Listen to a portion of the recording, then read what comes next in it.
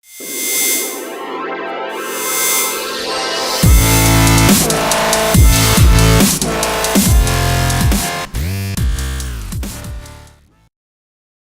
we are, the day after Halloween, and as expected, the bard is the one that has to clear up all the mess. Alright, quick little point before I get too carried away with the silliness. So this video is going to be a two-parter. I'm going to be addressing a question first, and then I'm going to actually get to the point.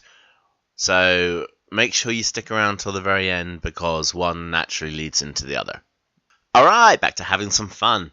So on one of my usual excursions to the upper world, yes, I do mingle with the other races. I don't just sit in the darkness all the time making videos.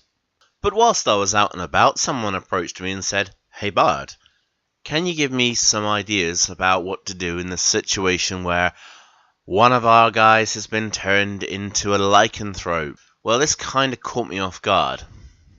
So of course, me, being the wonderful, helpful, charismatic bard that I am, said, "Fine, tell me your problem."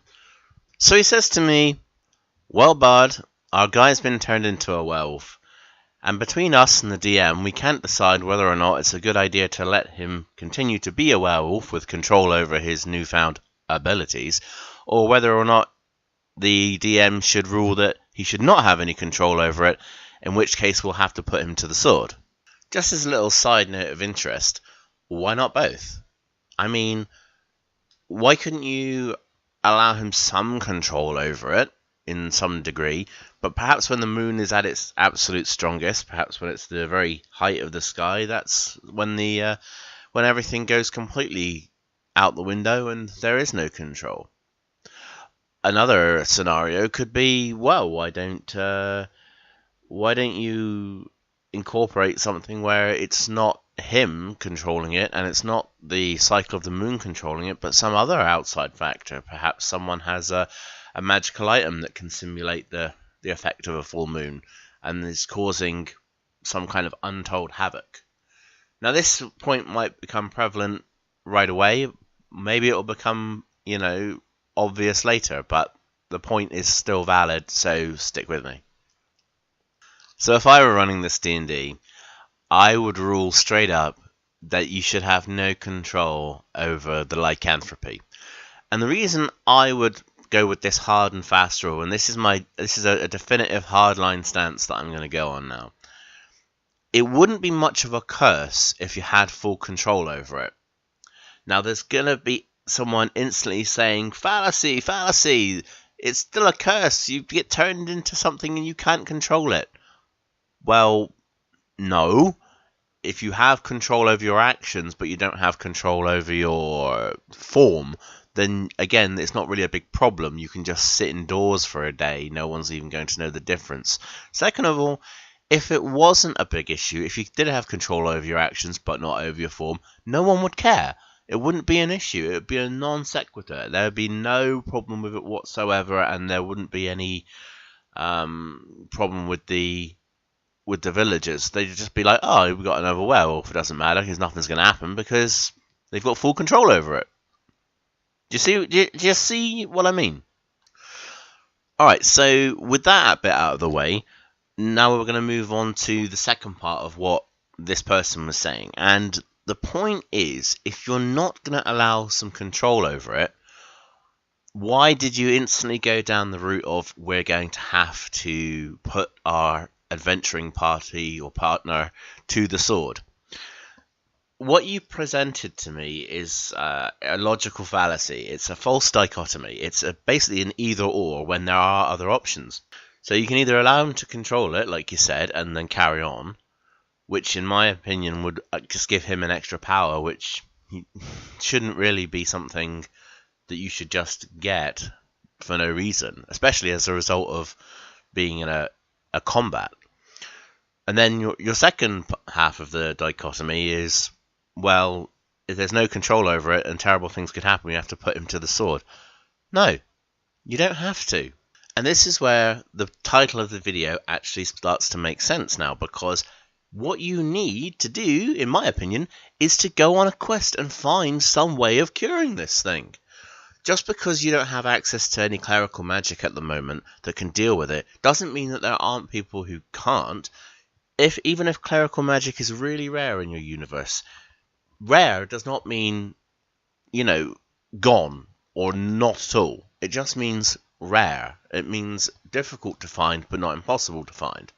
At the same time, maybe there's no clerical magic at all, but there are some form of healing effects out there. Perhaps it's like a spring of life or something, or perhaps there's like you can appeal to the gods if there are any in your universe. It all depends, but you should always be looking to work with your DM, and I can see what you've done. You've tried to work with your DM to sort out the situation on a mechanical level, but as a role-playing group, you want to be looking for more reasons and more excuses to go out on more quests. And you have a perfect one, and it's right in front of you. And you're missing this. Now, I'm well aware there are going to be some situations where you're going to be stuck in a place where you can't leave instantly. There are going to be times and options where you're stuck, say, in the Underdark. I mean, I know what that's like. I've been down here for a long time now, and I can't actually remember which way I'm going. But that's neither here nor there. The point is, if you can't leave a place immediately, there's usually some form of healing or some form of curse breaker that you can use nearby. And if it isn't, perhaps that's just incentive to get out of there that much faster. So there's so many reasons that you can be out and about, adventuring, questing, going out. If you've got a party member who's afflicted with a disease like you have in your example, go out and try and find a way to cure it. Perhaps the statue in the middle of the local town is actually a petrified hero. Go out, try and find some way to cure that, because foretelling of a great disaster, and you need, great legendary hero, whoever, to come and rescue them. So do you see what I'm getting at? There's always an excuse to be out and about and doing other things. Perhaps you could find someone who already knows how to cure the problem, and that's not the issue. Perhaps that person wants some kind of repayment, and rather than gold coin, they want you to do some kind of quest for them, receive a certain item or gather up certain spell components. Or maybe you've got someone who's a little bit darker, and they might want you to do something that's a little bit more reprehensible, something that goes against your personal beliefs, or something that goes against your party's overall dynamic. They might ask you to perform a questionable act. So then you've got the choice of, do you do the thing that goes against your principles in order to get your friend cured, or do you ignore it and then perhaps go off and try to find another way to cure his affliction? Every little tragedy that befalls us in a game of role-playing, in any scenario, in any game system, it doesn't matter what it is, it's an excuse to go out and do more adventuring. If there's a problem that someone can't deal with in the party, go and find someone who can deal with it. Go out and have an adventure. I mean, we can't be the heroes all the time. There are going to be these opportunities where we get to play hero, but there are also going to be instances where we're just going to have to take a back seat and say, look, this is something we can't handle. We need someone more experienced to deal with it. Or we just aren't equipped to, confront this particular situation.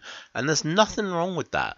It shows that humanity that your characters have as well. So don't think that you have to literally do everything yourselves.